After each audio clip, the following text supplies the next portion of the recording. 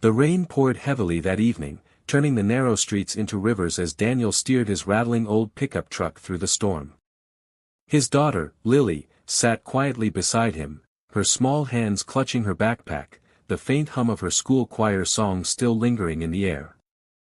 Daniel, a single father, carried the weight of the world on his shoulders, always calculating how far the next paycheck would stretch, always worrying whether he could keep the roof over their heads. The windshield wipers screeched with every pass, barely keeping up with the downpour, when something on the roadside caught his eye, an elderly woman standing beside a stalled sedan, her frail frame shaking as the rain drenched her coat. Most drivers flew past without a glance, their headlights streaking across the wet pavement, but Daniel's heart wouldn't let him. He slowed, pulled over, and grabbed the worn umbrella he kept behind the seat. "Stay inside, Lily," he said gently, flashing her a reassuring smile. With boots sinking into the mud, he hurried toward the woman. She looked up in surprise, water dripping from her gray hair, and introduced herself in a trembling voice as Mrs. Eleanor Whitmore. Daniel didn't waste time, he asked her to pop the hood, rolling up his sleeves as the rain poured harder. For nearly an hour he worked, hands slick with oil and water, teeth clenched against the cold, until finally the engine coughed back to life. Eleanor's eyes welled with tears of gratitude. She tried to press a folded bill into his hand, but Daniel shook his head firmly. "Keep it, ma'am," he said with a warm smile. "Just promise me you'll get home safe." She touched his arm softly, whispering, "You remind me of someone I once loved dearly." Daniel didn't think much of it, simply tipping his head and running back to the truck where Lily watched with wide eyes. As they drove away, she leaned closer and whispered, "Dad, you're my hero." The words pierced through the heaviness he carried, reminding him why he endured the long hours, the sacrifices, the endless struggle. That night, as he tucked Lily into bed, Daniel thought briefly about the old woman in the rain, hoping she had made it home safely. He had no idea that his small act of kindness, done without expectation, would ripple into something far greater than he could ever imagine, something that would one day change both his and Lily's lives forever. A week after the stormy night, Daniel came home from work to find an envelope tucked under his door. Inside was a handwritten note on elegant stationery. It was from Mrs. Eleanor Whitmore, the woman he had helped in the rain. In delicate cursive, she thanked him again for his kindness and invited him and Lily to visit her home for tea. Daniel hesitated. He wasn't used to mingling with people of means, and from the polished paper and neat handwriting, he could tell she was someone far removed from his world of overdue bills and second-hand clothes. But Lily's eyes lit up when he read the invitation aloud, and he couldn't bring himself to refuse her excitement. That Saturday, they made the trip to the edge of town where Eleanor's house stood, a grand old mansion with ivy climbing its stone walls and a wrought iron gate that creaked open as they approached. Daniel felt out of place, his worn jacket and Lily's scuffed shoes seeming painfully obvious against the polished steps and gleaming windows. Yet Eleanor welcomed them at the door with a warmth that melted away his unease. She ushered them inside, where the scent of freshly baked cookies filled the air, and guided them to a cozy sitting room with shelves lined floor to ceiling with books. Over tea, Daniel shared pieces of his life, how he had lost his wife years ago, how he struggled to balance work at the factory with raising Lily, and how every choice he made was for her future. Eleanor listened intently, her eyes kind but tinged with sorrow, as if his story stirred old memories of her own. Lily quickly grew comfortable, laughing as Eleanor told whimsical stories of her youth and letting the elderly woman's delicate fingers guide her across the piano keys in the corner. Before they left, Eleanor handed Lily a small basket of homemade muffins and slipped a few books into her hands, saying, "Every young girl should have stories to grow with." Daniel tried to protest, feeling as though they were taking too much, but Eleanor simply waved him off with a smile. "Kindness should never be measured, Daniel, it should flow freely, just as yours did that rainy night," she said softly. Over the next weeks, the visits became frequent. Eleanor became like a grandmother to Lily, teaching her songs, telling her tales, and listening to her chatter with patience only age and love could give. For Daniel, those afternoons offered something he hadn't felt in years, the warmth of family. He began to notice the spark in Lily's eyes each time they left the mansion, the way her laughter carried more brightly, and he realized that Eleanor had filled a space in their lives neither of them had known was so empty. Yet even as their bond deepened, Daniel couldn't shake the quiet feeling that there was more to Eleanor's kindness than she let on, as though behind her gentle smile rested a secret waiting for its time. The winter morning was unusually quiet when Daniel's phone rang, the sharp tone breaking the fragile stillness of the kitchen. He answered, expecting a call from the factory, but instead a solemn voice introduced himself as Mr. Green, Mrs. Eleanor Whitmore's lawyer. Daniel's heart sank as the words settled in. Eleanor had passed away peacefully in her sleep the night before. He stood frozen, the coffee mug trembling in his hand, while Lily, sitting at the table with her cereal, looked up in confusion. When he explained gently that Grandma Eleanor was gone, her spoon clattered into the bowl, and tears spilled down her cheeks.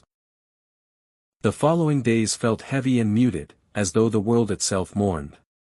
Daniel and Lily attended the funeral, held in a small chapel filled with the scent of lilies. A handful of Eleanor's distant relatives stood near the front, their faces polite but detached, as though they were there more out of obligation than love. Daniel and Lily sat quietly at the back, holding hands, both feeling the ache of true loss. For them, Eleanor hadn't been a wealthy stranger, she had been family. After the service, Daniel intended to slip away unnoticed, but a tall man in a tailored suit approached and introduced himself again as Mr. Green. He explained that Eleanor had left specific instructions for Daniel and Lily to attend the reading of her will at her home. Bewildered, Daniel agreed, though he couldn't imagine why. A week later, they returned to the mansion that now felt emptier than ever, the halls echoing with silence where laughter once lingered. Relatives gathered in the study, eyes sharp with expectation, whispering among themselves about inheritances. Daniel tried to keep Lily close, prepared to simply listen and then leave. But when Mr. Green began to read, the air shifted. Eleanor had left small bequests to a few charities and distant cousins, but the bulk of her estate, the mansion, her savings, and her assets, was left to Daniel and Lily. The room erupted in shocked protests, relatives shouting that it was unfair, that they had blood ties. Mr. Green silenced them with Eleanor's own words from her will. When no one else stopped, he did. He treated me not as a burden but as a human being. Daniel and Lily gave me the family I thought I had lost forever. To them, I leave all that I have, knowing they will cherish it with love, not greed. Daniel sat stunned, unable to process what he was hearing. He had never expected anything from Eleanor. He had helped her that night in the rain simply because it was the right thing to do. Yet now, her final act of kindness was rewriting his and Lily's future. As the relatives stormed out in anger, Daniel felt Lily squeeze his hand, her tear-streaked face breaking into a small smile. "She chose us, Daddy," she whispered, and Daniel realized that even in death, Eleanor had given them something far greater than wealth. She had given them hope. Life for Daniel and Lily transformed almost overnight, yet in the quietest and most humbling ways. Moving into Eleanor's mansion felt surreal, as though they had stepped into someone else's story. The grand halls, once intimidating, slowly became filled with Lily's laughter and the comforting scent of home-cooked meals. Daniel kept his old pickup parked proudly in the driveway, a reminder of the stormy night when everything had begun. Though they had inherited more wealth than he had ever imagined, Daniel was determined not to let it change the values that defined him. He still woke early, cooked Lily's breakfast, and drove her to school himself, cherishing every ordinary routine. But the inheritance opened doors that once seemed forever closed. Lily began piano lessons on Eleanor's grand piano, her fingers learning to weave the melodies her Grandma Eleanor had once taught her. Her schoolbooks were new, her clothes fit properly, and she blossomed with a confidence Daniel had long prayed she would one day find. Yet beyond the comforts, it was Eleanor's spirit that lingered most strongly in their lives. Daniel often sat in her library at night, reading the notes she had scribbled in the margins of her favorite novels, feeling as though she still spoke to him through the written word. Inspired by her generosity, Daniel decided to honor her memory by creating the Whitmore Fund, a small charity to help single parents and struggling families in town. He used a portion of the inheritance to provide groceries, cover school fees, and even repair homes, remembering the countless nights he had gone without, wishing someone would lend a hand. Slowly, word spread, and what had started as a simple tribute to Eleanor grew into a community lifeline. People began to speak not just of Eleanor's wealth, but of the kindness she had passed on through Daniel and Lily. One evening, as Daniel tucked Lily into bed, she looked up at him with sleepy eyes and said, "Dad, do you think Grandma Eleanor can see us?" Daniel smiled, brushing her hair back gently.